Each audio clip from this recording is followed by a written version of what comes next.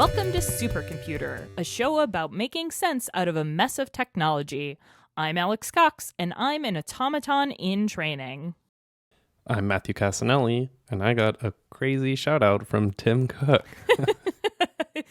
Please put this in context because it is my favorite thing that has happened in a very long time. Earlier this last week, I was at Disneyland, and Also, while walking you. back to Go on. while walking back to my hotel to take a break, I got a message from Lori from iMore, and she was talking about how there's new Siri shortcuts news, basically. And I had an article previously that was 60 apps that works with Siri shortcuts. And so I decided to add 40 more to make it an even 100 apps that work with Siri shortcuts.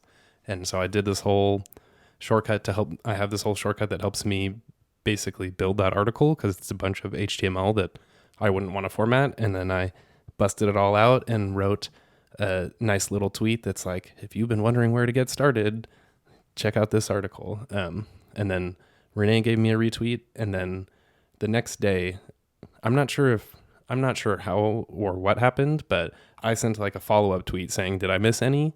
And then about 3 hours later, I was sitting there and somebody from the Dubai Friday Discord was like, oh my God, Matthew just got a shout out from Tim Cook. And he basically had quote tweeted my personal account and said, like, there's something for everyone here if you want to check it out, which was super cool. And over the next like 20 minutes, my phone proceeded to just like blow up with people being like, what? Like, oh, that's so cool and stuff. And it was very weird because I also like, I like didn't go crazy or anything. Like, You were so normal that I almost was like, is he okay? Is he all right? You Yeah, just responded with, thanks, Tim.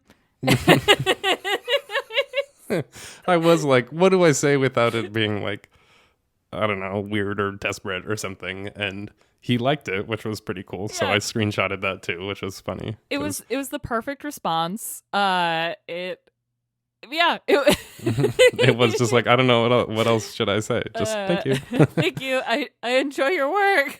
I totally now I have an icebreaker when I see him at WWDC. I'll be like, hey, what's up? Thanks for the quote tweet. and that's the thing. It sounds, when you say that about most people, it's super weird. Like, hey, you retweeted me, thanks. But he tweets like once, like every 3 weeks about like Apple stuff. It's normally like, yay, Duke, or some like press stuff. Like, look at today at Apple, and it felt very this is so inside baseball, but I really like when Phil Schiller gets kind of salty on Twitter and like he's clearly like the most human person who has the most agency to like do what he wants. Like, people aren't gonna fire, he doesn't go like Elon Musk, but no one's gonna fire Phil Schiller for being salty on Twitter. It was just very cool, and I didn't know it was someone in the Dubai Friday Discord who found that out, because I found out because our buddy Tim / draft expert, he was like, oh my God. And then both of us were like, oh my God. And we knew you were at Disneyland. Again, fuck you. Oh God, that tweet, you were like, look at this amazing article I did, which it was an amazing article, but then you're like, and all from my hotel room at Disneyland. And I'm like, I'm gonna go right on the Matterhorn now. Fuck. Oh, That was good. It was like, because I just realized after I was done, I was like, I could not have done this without using my shortcut because it's just so much and I even messed it up. Like the way my shortcut was built, I never fixed it once I like improved how I did the article design. And so I actually had to go back. I could have done more and I just messed it up. So I did get a bunch of, like, I hope nobody listening took it personally if I didn't include your app, because it was like, I was like, what 40 apps can I get as soon as possible and just go, versus there's like a ton. Pretty much all of my developer friends, they were like, come on, dude, where's my, why didn't you mention me? And I was like, oh, my bad. Well, that's I'm a at question. Good. I mean, honestly, good excuse. But that's one thing I've been meaning to ask you is, how did you choose what to include in there? Because a lot of them I knew, and a lot I did not know, and it surprised me in a very pleasant way. To I knew that Slopes, the snowboarding app, which is awesome, but I will never use it successfully because. Yeah, well, that's self-explanatory. And just seeing the specifics of that is like, oh, that's really cool. But then there were a ton that I was like, oh, that's crazy awesome. Did you know about these apps when you were still at Workflow, or is it kind of you've just had your finger on the pulse of new stuff that's been coming out, or did people reach out to you and tell you, hey, look at this new integration? Because it was a really wide net of apps. There was a lot of some. So the reason Apple and Tim Cook tweeted this was because they did put out a press release about like 4 new Siri shortcuts and new ones that were coming out, and so it's like I basically did do Tim Cook's marketing for him. But it was like there was a list in there, and then I had come across a bunch since, because I wrote that in November, and I think I tweeted it once and then I forgot to blog it. And so I don't think most people even saw that original article. I did not, no. Yeah. And so there was just a bunch from there. And then ones that I had downloaded. And I don't remember if I just looked online, like, because there isn't really a whole lot of resources. Somebody actually sent me a list of like all 1,000 apps that have it. Oh. And I was like, thank God I didn't have to do this. Wow. So yeah, it's basically like a lot that I used, some had been suggested, and then I totally missed like 25 that I actually use even. And I just kind of like rounded it up to 100 in the moment, because it is a nice even. We were like, should we do 101? And it's like, no, 100 is better. Man, it was a great article, and people should check it out. And now that I'm done pitching about how amazing your writing is, do you want to talk about all the control issues I have? Yes. Please. This week we are going to cover Control Center and how you utilize it, and also some of the overlap with shortcuts, because there actually is like 75% of it, there's some sort of shortcut action that can do some of the same functionality. But I mean, you're the one with the control issues, so maybe you should start. Well, funny you should say that. Control Center actually came out with iOS 7, and that was the big flattening of iOS, where everything suddenly became like transparent, and it's almost every skeuomorphic thing except for some reason the paper texture and notes, which drives me crazy, was gone from pretty much all of the native iOS Apple stuff. And they added Control Center, which at the time you would just swipe up from the bottom of your phone, which obviously is not the case anymore, and you had access to your music control. HomeKit was not yet a thing, as well as brightness and turning Bluetooth on and off. I believe that is it. There were a couple things, but you couldn't customize it. It was just kind of there. I know a lot of people who used it, including myself, but then in iOS 11, they changed it to like the way you trigger it is you go to the top right-hand corner of your phone and swipe down. And that is how we know Control Center today. And if I'm sorry if this seems super like dumb and like we're talking down to you, but I was thinking about this, and I don't know any normal person who isn't obsessed with Apple who uses Control Center. Since like a lot of folks think that Control Center was taken away. Yeah, exactly. Because they just moved the placement of it. So now when you want to go to Control Center, you swipe down from the top upper right corner of your actually the little notch area. Yeah. Yeah, it can be literally from anywhere. You can be in an app, you can be on your phone can even be locked, and you can change whether or not that is accessible. Like you can, super lock down your phone.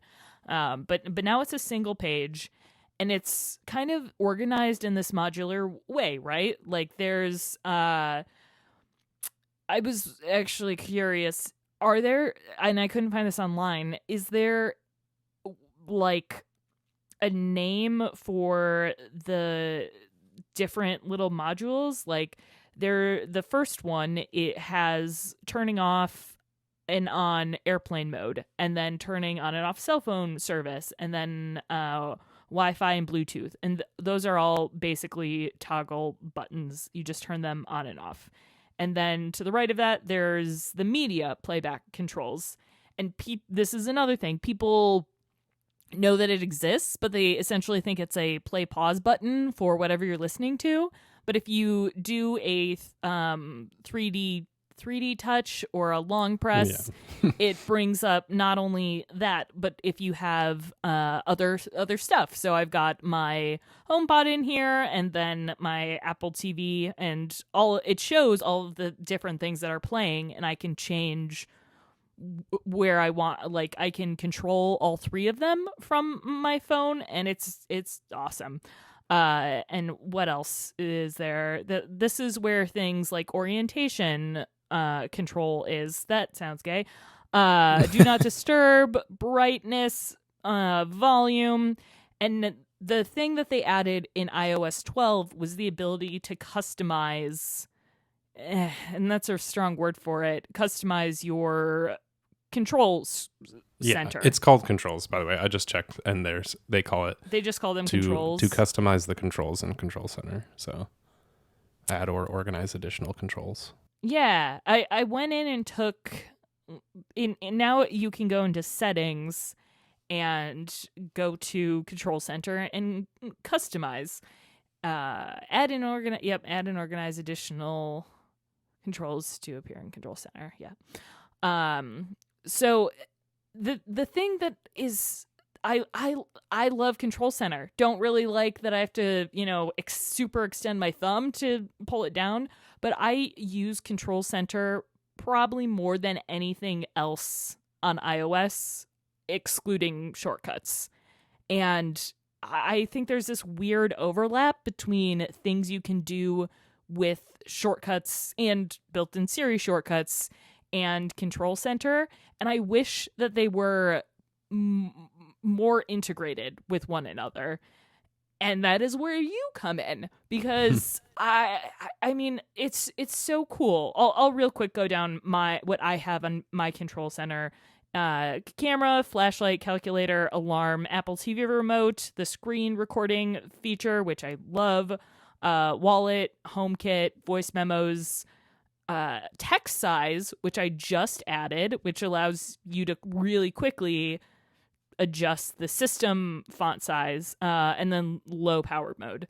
And there are other things you can add: accessibility, shortcuts, do not disturb while driving, guided access, earring, magnifier, notes, scan QR code, stopwatch, and timer.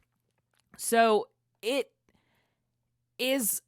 seems it's like a strange mishmash of stuff.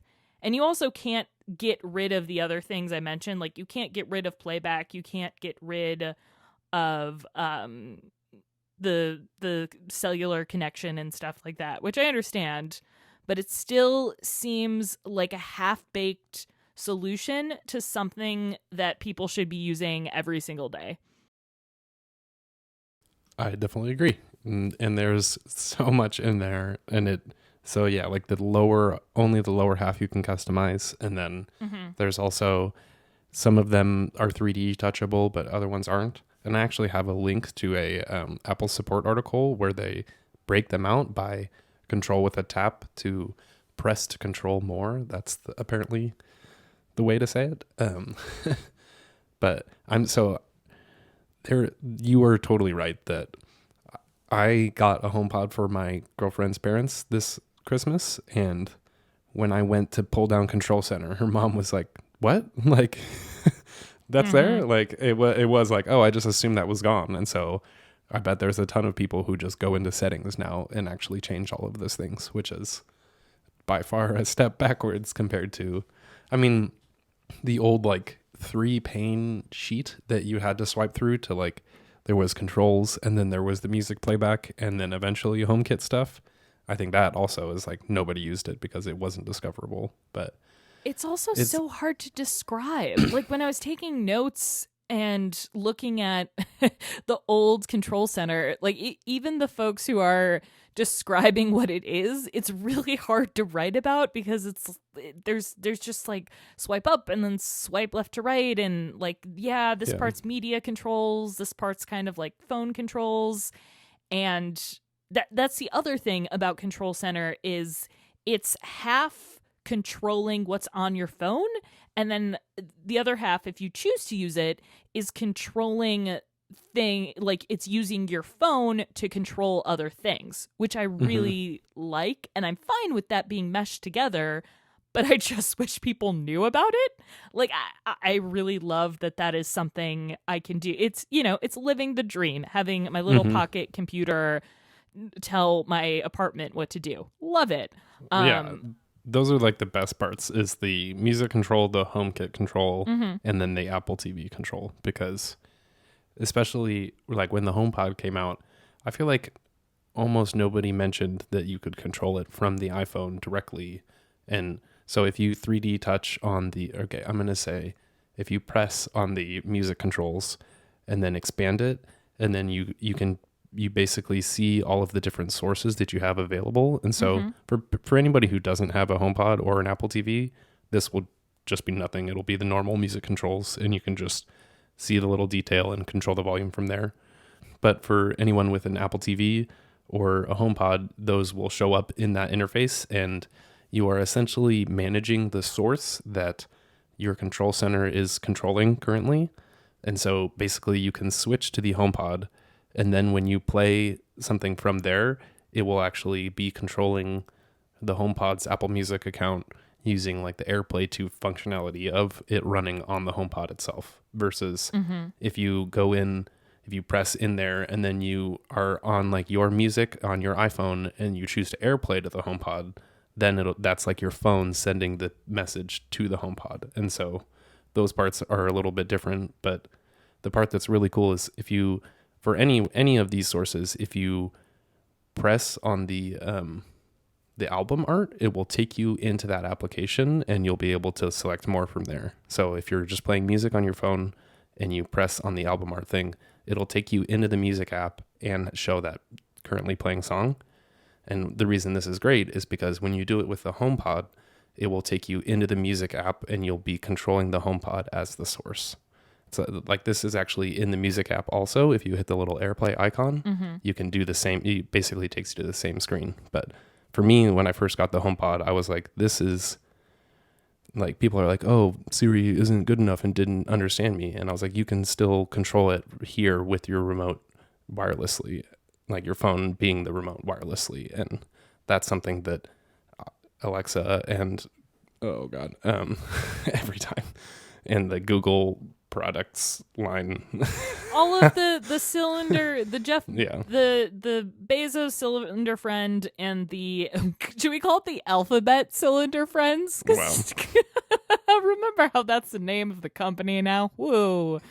And I will, like, a little bit of a side tangent, I still kind of call shenanigans when people say that the HomePod mishears them, because I totally agree that it garbles like the syntax. So when you say, hey, supercomputer, play Nickelback, and let's say you have a Nickelback playlist, or there's I don't know, does Nickelback have an album called Nickelback? I don't know. Like it doesn't, you can't like set the preferences to say, okay, when I say play this, I mean this playlist rather than this artist, and that stuff is super confusing. But I need to like hide from my HomePod in order for it to not hear me. Yeah, it's creepy, or not creepy. It's very accurate it's only not creepy because it doesn't send the data versus if like I would be scared if the Alexa could hear throughout your entire house, because then it's going to send everything back to Amazon constantly. Yeah, well, and that's the other thing too, is so often I don't want my HomePod to listen because I know that it can't do what I'm asking Siri to do. And then it's like, check your phone. And I'm like, I know, please be smarter.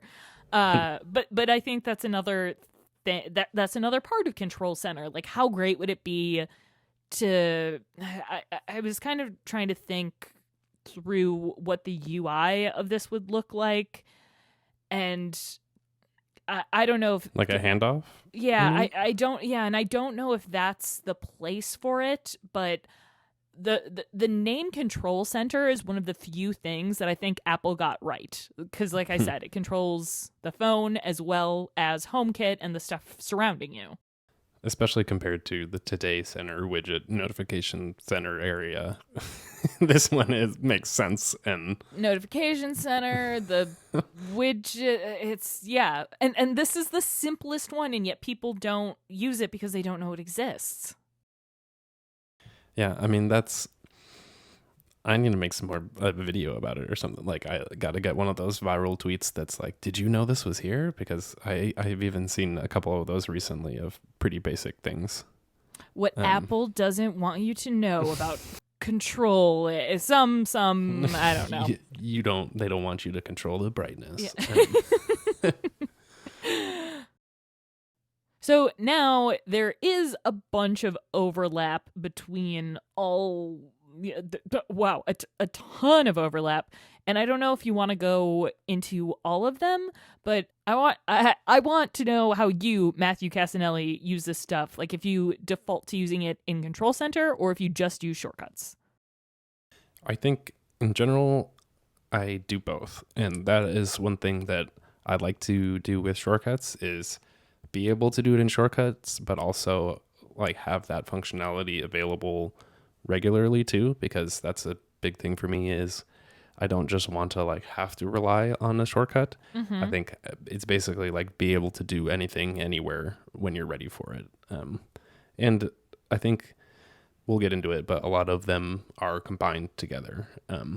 So like usually I will have a tendency to go in and turn off Wi-Fi and cellular data when I want to basically get my iPads off of the network, because I do this thing where I save my video files to the Photos app, and then it tries to upload them for like 4 days straight. And or even like right now, my phone is out of data, and I will accidentally turn off Wi-Fi because I have like poor connectivity in one corner of the house, and then suddenly I'll realize that I was uploading stuff on my phone, and I'm pretty sure it shouldn't even still be happening, but I've just been like draining data this month, which is pretty brutal. But I have like, for different scenarios, it's actually often the same thing, but something like gaming or even video recording or just focusing on writing, I'll like turn on Do Not Disturb and toggle off the network and things like that. But one thing that in general people do, like shortcuts has the ability to turn on Wi-Fi and turn off Bluetooth and just toggle those, but you can't actually connect to a specific network. And that's where like some of the real functionality with shortcuts could come to fruition, where you like walk in and it automatically plays on your speaker or something like that. Or when like the other thing is you can get the network details and determine whether you're on a certain Wi-Fi network or cellular, but you can't like use that then to connect to that network. And there is some fancy stuff that you can do where it's like, if I'm on my work Wi-Fi, then do this. Otherwise, if I'm on my home network, do this, which is pretty nice. But I do think what's interesting about, in general, a lot of the shortcuts functionality is this is totally stuff that Android people have been like praising for years that they've been able to do. And now you can get to do some of it with shortcuts, which is pretty interesting, because it at least convinces people to switch sometimes, because they are like, oh, now I can access this type of stuff. Maybe it's worth it. And one fun fact is that a lot of these settings, device settings in the scripting section of shortcuts, like these actions, were some of the only ones that got added to shortcuts over workflow. And so Interesting. pretty much like 90% of what shortcuts can do besides the Siri functionality has been available since workflow for like almost 3 years, which is pretty fascinating. I mean, actually, so none of the clock actions like the timer and the alarms, but or like the new notes or weather ones that we've been getting recently, but before that it was like we got a shortcuts a workflow rebrand and then like a bunch of settings actions, and people were like, it's an all new app, and I was kind of like, there's only like 10 new actions, but I mean, that's part of the I don't know. I see it as a feature, not a bug, a lot of the time, because there's so much really great writing and thoughtful stuff out there about workflow. Being able to go and look into those archives and see how this stuff has evolved is very interesting, especially because, like you said, a lot hasn't changed, but enough has that has been refined that often there are little, like footnotes about like, here is how you change this. It's really cool. Some of the ones that did actually get some like more advanced levels of features though was do not disturb, which is actually pretty awesome. So you can do the same until I leave that you can do when you 3D press on the do not disturb icon in Control Center. In shortcuts, you can have it set to until I leave, or if you pass a calendar event into the action and like set it as the variable, then you can have it do not disturb until that event ends, and it's like a very specific event. Or you can also set it for a specific time. And so I often will do like current date and then adjust date to add 90 minutes or something like that, and then set do not disturb. So it's kind of like I want to do a focus session, and then my shortcut was it plays Girl Talk All Day by Girl Talk, which is a great mashup album that's definitely been around the Apple Podcast circuit, but it's like every time I listen to that, I cannot help but dance. And so that always gets me energized, it's like silly. Sometimes it does seem that it's like, just like having do not disturb control, it doesn't seem that great. But then when you combine it with like the next one of HomeKit scenes, where in shortcuts, you can run scenes that you've set from HomeKit, whereas in Control Center, you can actually toggle individual accessories, but at least with shortcuts for now, we can do scenes. And so I will do something like turn on the lights in my office and play the music and turn on do not disturb, so I can kind of get to work. That is such a useful and normal situation. I have one where I say, hey, supercomputer, I hate men. And it turns the all of my hue lights pink, and it starts to play Blank Space by Taylor Swift. And I would do it, except my HomePod's in the other room, and my spouse Matthew is taking a nap, and I don't want to freak them out. Fair. But yeah, as is a theme on this show, most of my shortcuts are still for pranks / magic tricks / just dumb stuff like that. But doing those like dumb little things has helped me create other, like I kid, but in those fun experimental things, that's where I continue to discover stuff in shortcuts and then actually make things that are productive and useful. And I think sometimes it's hard because the way you use those is kind of like an operations mindset, where it's like, how do you optimize the way that you're working in order to make it run a little bit smoother? And I think a lot of times people discount the value of something like that, where it's like, this doesn't really seem to matter. But then like having proper lighting and energetic mood and no distractions is like, that's an ideal writing environment. And it's also just like, you can go in and toggle these things all in Control Center, but it's just like doing it all in one go, or never even touching your phone and triggering it with Siri is where that value gets really a lot higher.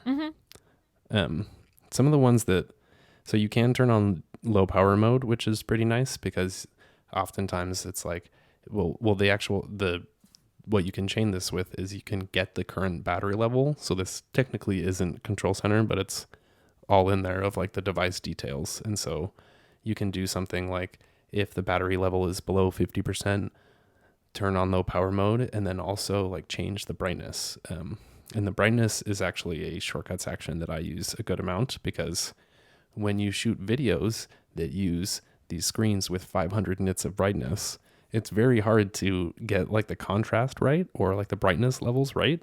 And so I actually have shortcuts that will set my iPad to like 45 brightness. And that means that every time I shoot my video, it will always be the same level, which is really, really nice.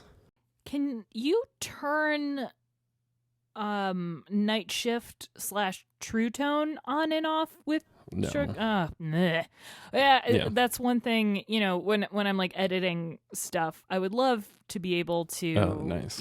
like set my iPad into editing mode, so there's the do not disturb, pull up these apps, and then turn true tone off so that I have the right, I can match the colors correctly.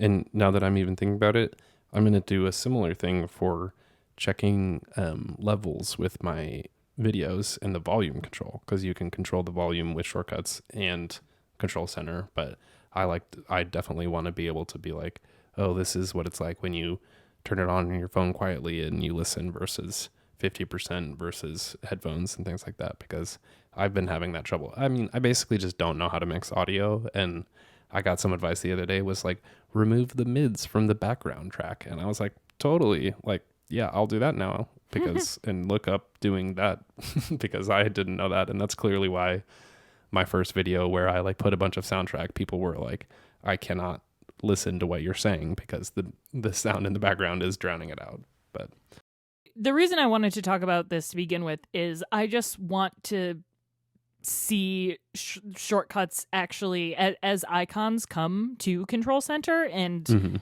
just more granular control and stuff like that. I get that we have the widgets on the side, but I mean, I don't know, the shortcut widget thing is like a blessing and a curse for me, because I never know, like I'm constantly reorganizing them. Like it's become my new home screen, where I've just obsessed over like, oh, I used this one more, like I've been using the set alarms and turn alarms on and off, and I haven't been adding calendar stuff to OmniFocus so much, so should I take that off? I need to move my log water shortcut up. Like it's so I know it's a silly arbitrary problem, but that's another part of, if this was part of Control Center, like that's like Control Center is such a cool thing, especially with HomeKit. I'm surprised that there isn't just a Apple, one of those, little Apple commercials that's like, hey, this is the thing you can do, like go to like go to school or something, and it's like you use maps and then you open up your little school note-taking app, and it's like, yeah, control your life from Control Center. It's like a prime place for it. Like it is prime real estate too, in terms of, just like the brain share of it. It's the least cluttered place on iOS right now, I think. While still being full of stuff. I mean, that's another problem. I'm interested because I totally would love the expandable 3D touch folders for like my shortcuts, because that would be awesome to be able to like have a list of 6 in there under one icon or something like that. So at least I'm sure, okay, this needs to get fixed, but if you fill up Control Center with the maximum amount of items, it then creates a scroll view in Control Center, and you can't like swipe up out of it. And this is like the stupidest design thing that I've seen in a while, where it's like every time I dismiss Control Center, I just swipe up and it goes away. But if I have too many, then it just makes this like, it makes the Control Center like scroll underneath the Verizon or like the time thing. And it's also, there's a bunch of wasted space at the top that I don't know why this is still in there, but that's very silly. Maybe nobody customizes it to that level. Which I want it to folks to have that level. Like we didn't even get to when you go to customize your shortcut or not. I'm sorry, not your shortcuts. Your control center like glyphs. It's just a list, so you don't. You need to like do the math. Like, okay, it's a 4x4. It's like a 4x3 grid. So you've got to kind of like, all right, after this 4, the new row is gonna start, and it's just. You're thinking about, but I want like you can't think like, okay, so I want it to be in this column. Like I for example, I have wallet in here only because you can't. I just needed a placeholder so that I could get camera like my other stuff lined up, which is what a dumb hack. Ugh. Yeah. I mean, I do have like the voice memos ones are in there. And notes, which is actually pretty awesome because I like having like the camera, or there's a scan QR code which you can open the camera. I don't even know how to like actually do this from the camera app. Besides, I think you just point it at a QR code and tap, and then it identifies a QR code. Mm-hmm. Whereas like this will automatically start scanning, and that's actually in shortcuts too. There is a way to like open up the barcode scanner, but like. I definitely like bringing some of those functionalities out into that space where then like I don't have to keep the camera on my home screen, even though I've heard that that's the golden rule of Merlin Mann is to have the camera in the camera spot where the like, so that every time you tap the camera, that's where the viewfinder is or the lens is. But I'm okay with keeping it in shortcuts or in the control center also, because then I have a nice clean home screen plus that functionality there. I can run it from my shortcuts and do most of what's in here.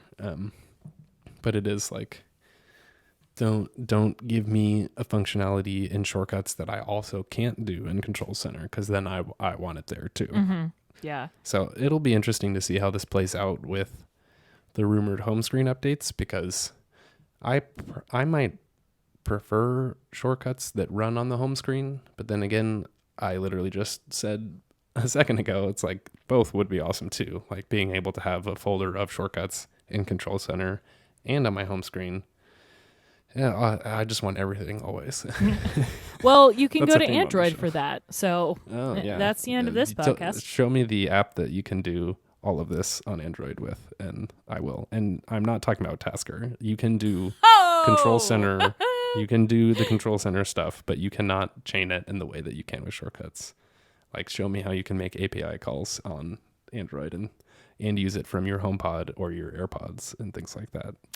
Or if you want Alex to buy the Google Pixel, you can go to patreon.com/supercomputer to directly support us, because I have been eyeing an Android phone for a while. Alex, what are you doing? No. I just want to try it because no, I know. I'm kidding. I don't care. I mean, well, you should. As long as you don't leave iOS forever.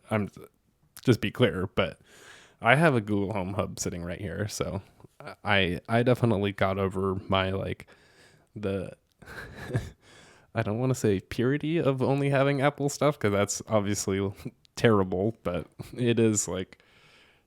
There's a lot to explore now with all these foldable phones and everything. It'll be an interesting couple of years in seeing where things are going now. But I am excited because I feel like shortcuts and some of the like changes coming to hopefully control center or the home screen is just going to start taking things to the next level every time. And if you're into shortcuts, you're uniquely suited to do that. That I think that'll blow away what Google and Amazon are able to do, because of just like, it's already done. It's already here and built into this app, and it's not as far as it could go yet, but I don't think they're done with shortcuts. So I'm going to keep doubling down. I think eventually it's not going to be called iOS. It's going to be called Siri OS.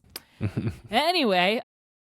Okay, so I will start off with the ones that Control Center has control over exclusively. And those seem to be things that you might not want to happen on their own without you necessarily knowing about it in the course of a shortcut.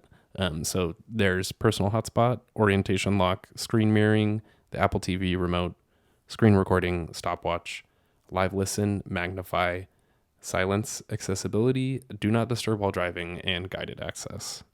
And so very first, personal hotspot, I can see why something like shortcuts being able to control this functionality might not be good, because you could have a shortcut that just turns on your hotspot in the background and you don't necessarily notice. And just for anyone curious, this is if you press on the area that has the cellular control and the Wi-Fi control, that's where you can quickly turn on the personal hotspot and connect to your other iPad or other phone and use that data instead.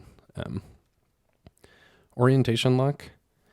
I honestly just don't think this is a priority in order to put into shortcuts, because I don't necessarily see, like, I guess I can see a couple specific versions where you absolutely disagree.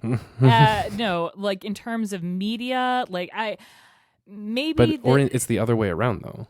Orientation lock locks at portrait. It doesn't save landscape mode if you're in that. So like if on you an open iPad, it does. True. That's a good point. I'm thinking of iPhone. And so that is a big difference, because on the iPhone, I have that problem where like I want it in landscape mode, but it doesn't. If I turn on orientation lock, it'll force the phone to portrait mode right away. Yeah, that's true. There was that brief period where there was no orientation lock, and I'm a side sleeper, so I really, have the wonderful healthy habit of reading in bed on my side, and high school was tough for many reasons, including not having orientation lock. I definitely think that reading in bed on my side on Twitter on my 10s Max is what gives me RSI. Oh my God, yeah. Oh, we'll circle I'm, like, back holding to it that. Sideways, and you don't have a pop socket. Yeah. Okay, sorry. Yeah, that is one that I understand why it's not a priority, but I would really like to trigger a series of actions that it's, for example, if I have a winding down shortcut, which I've been trying to work on, and then that turns off, or rather puts it on my iPad in portrait. It locks it in portrait orientation, because you have, like you said, do not disturb is available in both places, and you can define the sort of the conditionals around do not disturb, and it's just one of those like nice things that I would like to have and I wouldn't have to think about. Yeah, that makes sense. That's definitely one of the problems with something like shortcuts is I can be like, I don't know if I'd use that very much. And then it's like, no, there's 1,000 ways you could use it. And you just can't right now. And so no one has tried because it's impossible. So as many new features as possible, please, shortcuts team. The next one is screen mirroring. And so I think that also sort of makes sense. Like I can see how they prioritized not doing some of these, because there are just like security potential that I think they could sort out, but just does take time and lots of meetings, I'm sure. But screen mirroring, like you don't just want to accidentally connect to a source that you didn't want to, and then suddenly you're displaying your thing on the TV downstairs or something like that. I actually end up doing that a lot.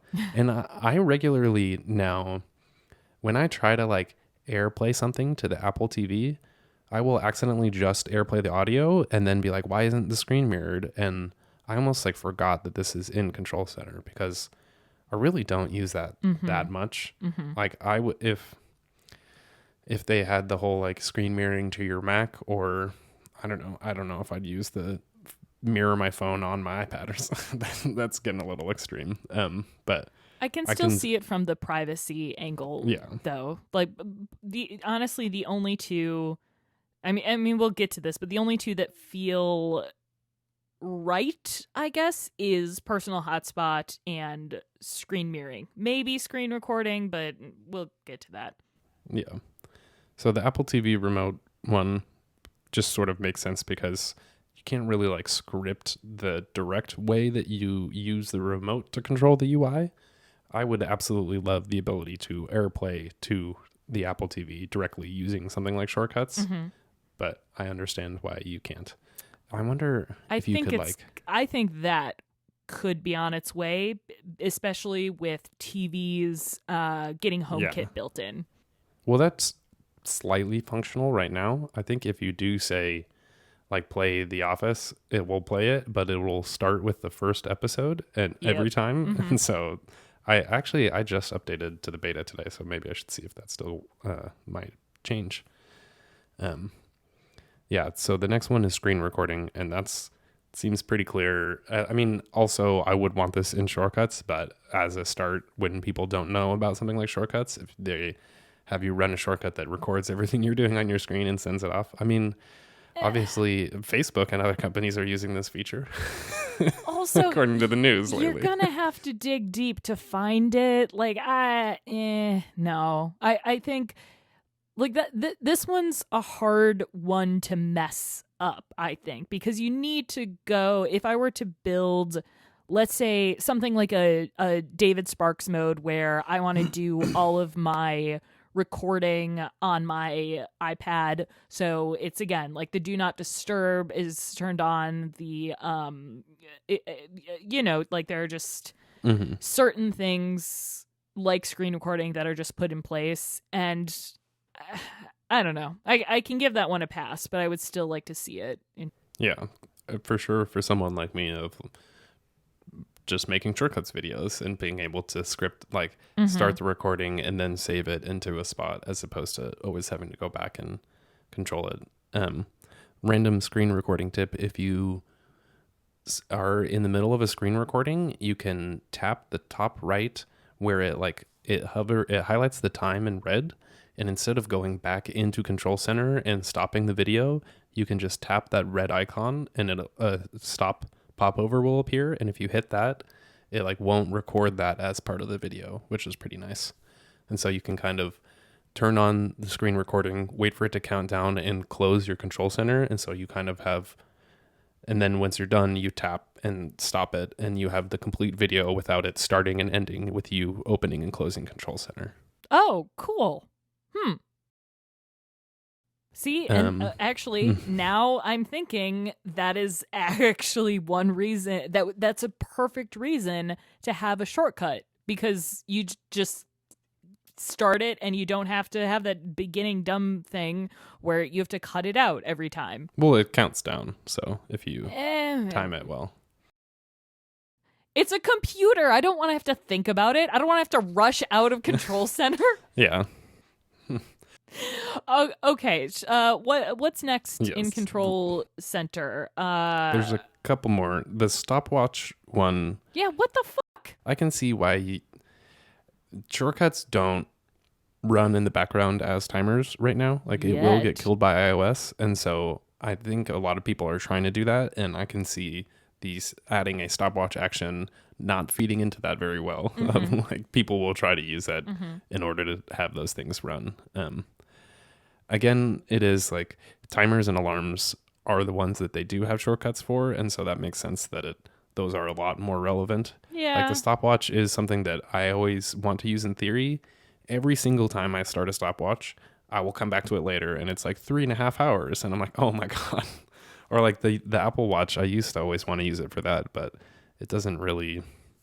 It is like, I bet they have stats, and I like have that stopwatch in my Control Center, and I don't think I've ever used it, so I might actually take it out. Yeah. But the next one is the super cool feature, Live Listen, which is, I hate that people immediately go to like, this can be creepy, and instead of focusing on the actual purpose is the accessibility of it. Yeah, where you can wear your AirPods and true. But you can wear your AirPods and then basically set the phone to be like the microphone for the AirPods, so that you can, their demo was that you can put your phone in the middle of like a busy table, and then like your grandma who's hard of hearing can then hear everybody directly in her ear, as opposed to like trying to parse out all of the sounds. So that's actually pretty. I tried to use it once to like listen to the TV while I went and made food, and it doesn't exactly. I mean, interesting hack. It's like you never have to miss a second of your show. I don't know. That's not a good. You can just pause it. But wait, why don't you just connect your AirPods to the Apple TV? because other people are watching, I just leave my phone and then walk away. It's. I mean, I've done it purely to test it. But I've used this feature a number of times and really like it, and it's very good. And the only reason I can see this not being in shortcuts is, well, I mean, I thought for a long time, what could a shortcut do to, and I really don't know how you would integrate it into a shortcut. yeah, that can get into like the creepier ways where it's like, yeah, just run a shortcut and then now my phone can start listening remotely as opposed to like you more clearly doing it. And also, I would be very like there a lot of the other things now are that shortcuts doesn't have access to are accessibility features, and you really don't want that to be messed up on a system level. Yeah, you have to get it right. And so I could see I think that sounds really cool. If people do have accessibility needs and think of other ways that you could use this stuff, please let us know, because that kind of stuff is super important and not well known enough usually. Actually, the next one on here, you have. I take back everything I said, because can you explain Magnify? Sure. It basically, doesn't it like open your camera and just zoom in a lot for you so that you can see like the small text on a piece of paper down below? Mm-hmm. Yeah, I could see it being changed to into like you get home and turn on the lights in the house for you and unlock the door and then open this to like check the mail or something. Yeah. And the cool thing, Magnifier also has, you can adjust the brightness and the contrast. That's it. And then also like do white, blue, yellow, blue, grayscale, a bunch of different like color overlays to help you if you do have like vision issues or color blindness or anything like that. Yeah. And it's just like a good, you're like, it's the camera, but you're not going to accidentally switch into camera mode or video mode or slow-mo or something like that. Mm-hmm. I actually wish that there was a way to trigger this while you were in the camera app, but it just turns it off. And I understand, or locks the screen rather. And I get that, but I do really like the ability to trigger accessibility shortcuts. Not shortcuts, lowercase shortcuts, but you can triple click the sleep wake button to, let's say, turn on zoom or invert colors and stuff like that. And I just wish there was an easier way to get to both live listen and magnify.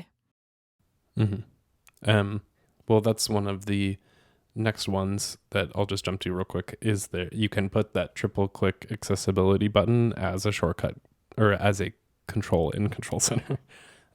So that is something that I use for the reduce white point, which basically makes the phone darker than it already is normally. And I actually, this made more sense to me once I started using, like doing video editing, because a lot of times the whiteness is just extremely bright. And once you kick that down, it makes it a lot more visible. Ooh, the Apple TV icon is different in the latest update. It's an actual remote, like the full Apple TV remote with the little buttons and everything. That'll be in the show notes. Wait, do you mean on the 12 point, the latest developer beta? Oh, okay. Yeah. I still have the little glyph in Control Center is the Apple and then TV, and then when you 3D touch, long press, whatever, it is still that little like trackpad and then menu. Yeah. So they just redesigned that whole thing too. So now it's a lot more of like a little, it just matches the design of the remote a lot more. I like this that. This is interesting. It's nice. And you can do search stuff. It like use, so wait, just what? In general. Oh, okay, please hold on. Put this We're screenshot skipping in there. Oh, sorry. I haven't tried that search part, but you can use the voice control from the phone then. So if you really hate that little tiny remote, you can use the Apple TV remote control in Control Center. Trying to remember what it's even called, to like use the Apple TV Siri functionality, which is like, I just want to talk to Siri on my phone and then have it happen on the TV, but it's close enough, I guess. So many things. I just feel like everything we say has like this asterisk that's like, plus maybe iOS 13 is going to fix it all, hopefully. So I'm expectations are high. How great. It makes me sad. But then the last one is guided access, and this is a way to like turn your iPad into the little like kiosk mode, basically, where it's the iPad for the storefront or something like that, or somebody who's misbehaving. I think that's also like pretty hard to disable and enable, so it makes sense that they kind of leave that a little bit more. But again, if you could just control all your devices and turn them on to guided access, like the deployment people probably would love that. Yeah. Educators. Right. Yeah. And again, if folks are like, oh, heck no, this is what I can do with it, let us know. Because I'm trying to put, the thing with shortcuts is I'm trying to put myself in a ton of different positions where it's not just like, yeah, I want to like record this screenshot and like do a little joke for Twitter. It's like, okay, how could this actually help someone who is, you know, creating something that isn't in the tech sphere specifically? And Matthew Cassinelli, do you have anything else you want to talk about? I think this week is good. I mean, the main thing that people might notice is that this episode is not a video episode, because we are experimenting with the video, and I think we're going to try to leave it for more special scenarios and less every week. I just don't want to wear a bra and I want my pajama pants. That's all. But you can still find us on YouTube. Okay, hi Matthew. Good to see you again. Where can well I'm not seeing you this time. Oh boy. Where and Matthew Cassinelli, where can people find you on the internet? They can find me at matthewcassinelli.com/newsletter, where I have a weekly newsletter, except for last week because I was at Disneyland. But you can find all of my articles and videos and little preview of upcoming thoughts for stuff I'm working on. What about you? You can find me at Twitter at Alex Cox, spelled COX, not the other way. Okay, thank you for listening to another episode of Supercomputer. See you later, nerds.